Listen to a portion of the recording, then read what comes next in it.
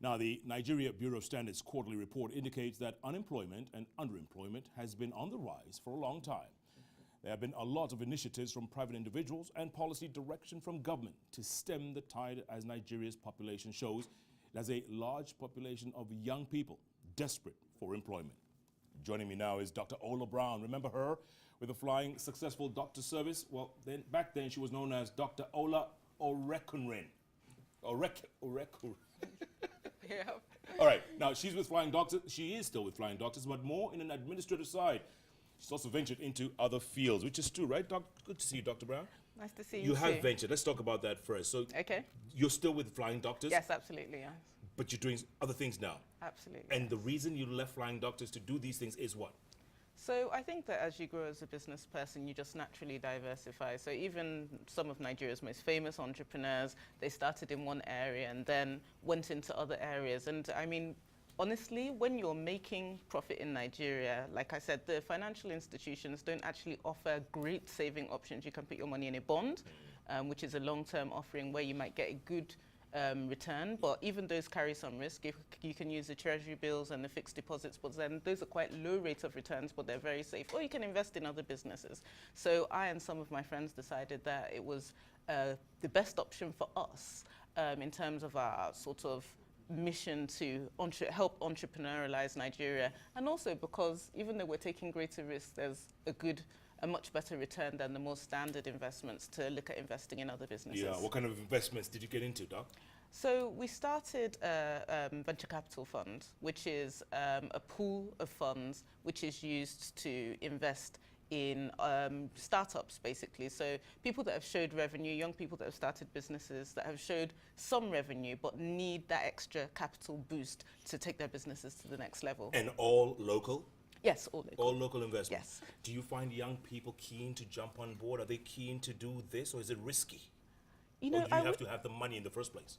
I really wish that there were more young people thinking about going into business, but it seems to me that there are more young people in Nigeria trying to get jobs with multinationals than to start their own multinationals.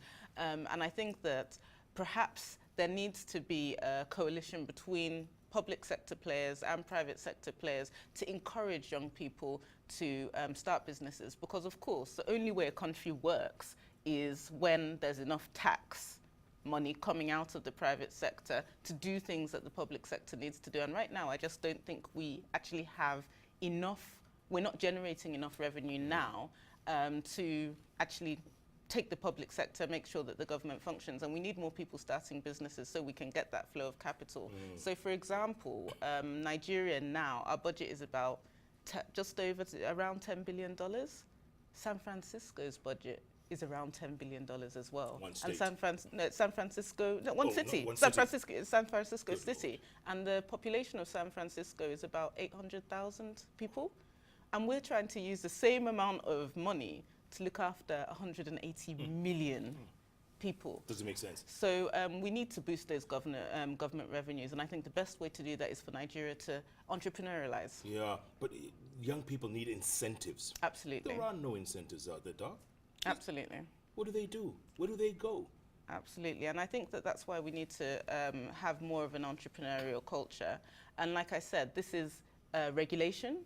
So there can be things like making it easier to start a business, for example. Right now, you have to come to Abuja. Sometimes the process can even take a few months. So making it simpler to start a business, like Rwanda has done, for instance, making it very easy to start in the first place is one very simple, quick win that the government could do. And also in terms of reforming our banking sector, right now, to go to any of our banks for a loan, our interest rates are between 20 and 30%. And they're always collateralized. And for a young person, a 22-year-old, asking them to bring 5 houses to secure a loan to start their factory is almost impossible. So those are the small things that can be done. So the question is, so how did you all succeed then? The very, very hard way.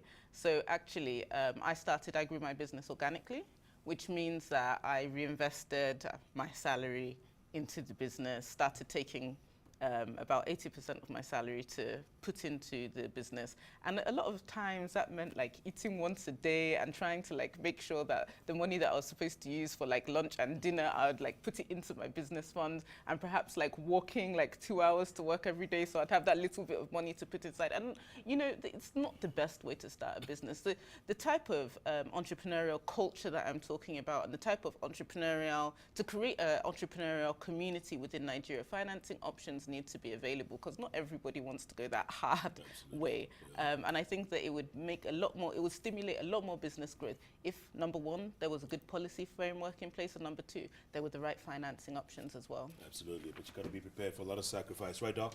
Absolutely, yeah. Good to see you, Doc. Thanks so much, and good luck. Thank you. Okay, Dr. Ola Brown there. So, time for a quick short break, but do stay with us. All the day's sports headlines coming up next. You're watching This Day live in Nigeria's capital, Abuja. We're back in a moment.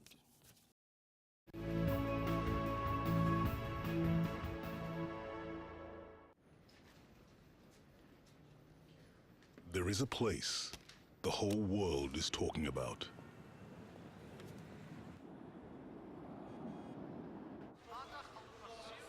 A place where big things are happening. A place that is providing the unexpected.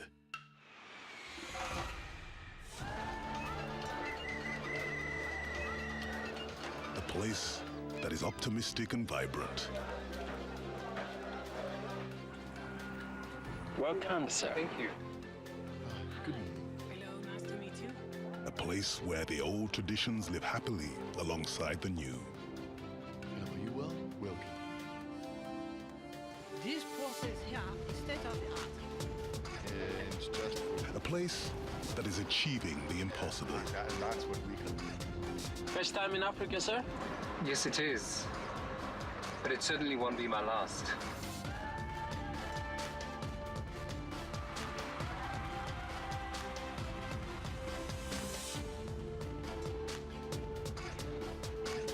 Welcome to the bank that has empowered the people of Africa to achieve a great many things. Welcome to the bank that believes that even greater opportunities and partnerships lie ahead.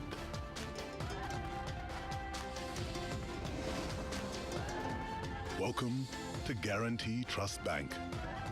Wouldn't you rather bank with us? The best way to predict the future is to create it. There's a special breed of achievers out there that are called tomorrow's people, the highly creative ones who live in the future.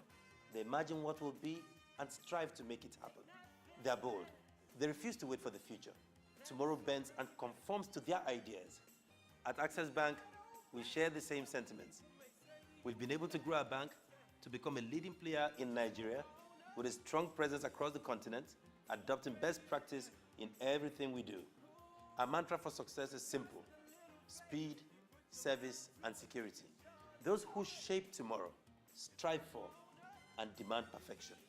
At Access Bank, our service culture of speedy response and drive for excellence is the blueprint for creating customer experiences that will echo for generations. Come, let's work together and take tomorrow.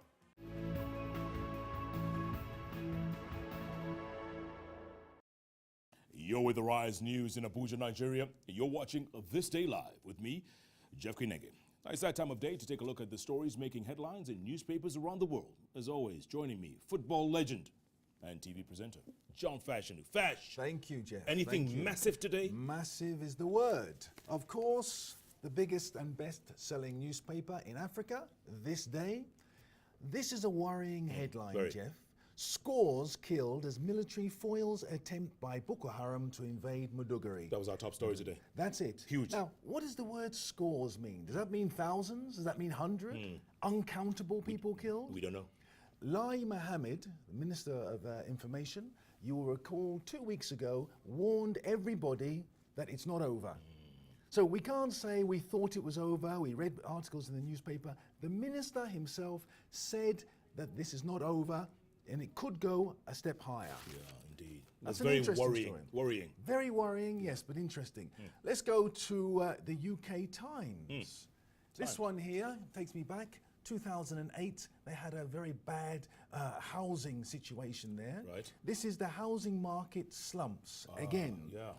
And they're saying now that it takes 10 months to sell your house. The crisis was in 2008. They're saying that's gone. We forget about that now. But today they can say that we're in trouble. Wow. The transactions on housing has gone down 11%. That's a worrying one because most people in England, they have what we call mortgages. What happens to that house you have in the UK? Oh, that's gone. Well, exactly, that's gone. Let's move on. The South African Mercury. Yeah.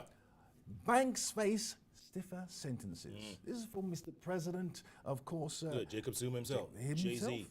And you know yourself, this is the price fixing situation. Yeah, with the all rand. We've been reporting that all week. That's it. It's a very worrying situation too. Well, but Jeff, 17 banks are involved. Yeah, allegedly. Mr. President has used his executive arm and forced in a law that there are going to be stiffer, tougher sentences if you're found wanting as a banker. What? Including what? Well, 10 years, number one. Whoa.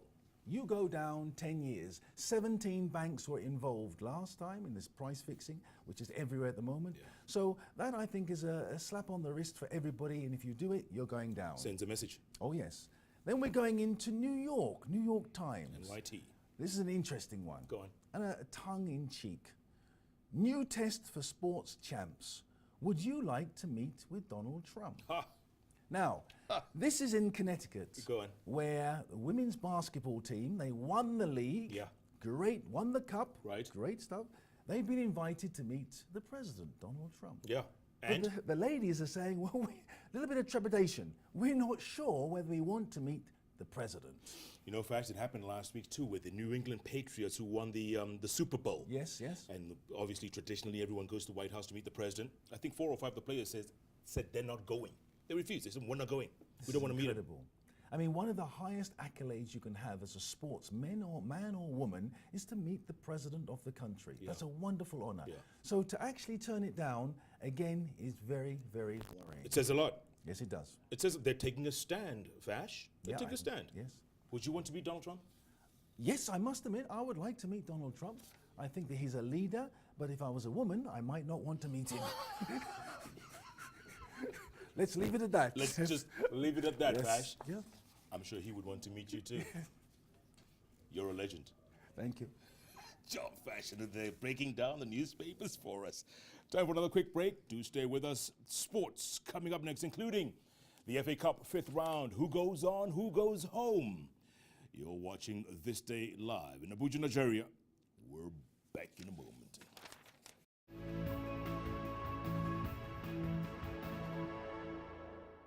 Thinking of banking in Africa? Then think Zenith, one of the biggest in Nigeria, with assets over $16 billion, listed among the 20 most influential brands in the world, and winner of Best Bank in Corporate Governance. The most customer-focused bank in Nigeria, a success built on 3 foundations, dedicated to people, technology, service. Zenith Bank, in your best interest.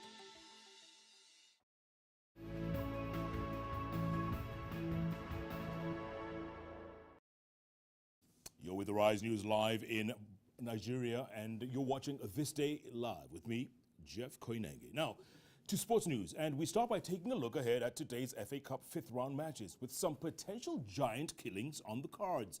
Having disposed of Liverpool in the previous round, Wolves have the unenviable task of hosting Premier League leaders Chelsea in this evening's late kickoff. Chelsea sit 8 points clear at the top of the English top league table, while Hull are languishing in 18th place in the Championship. But the Midlands club showed in round 4 they are capable of pulling off a shock, and we'll be hoping for more of the same.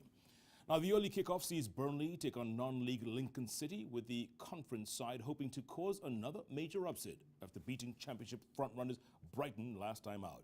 Burnley boss Sean Dyche is keen to avoid such a scenario,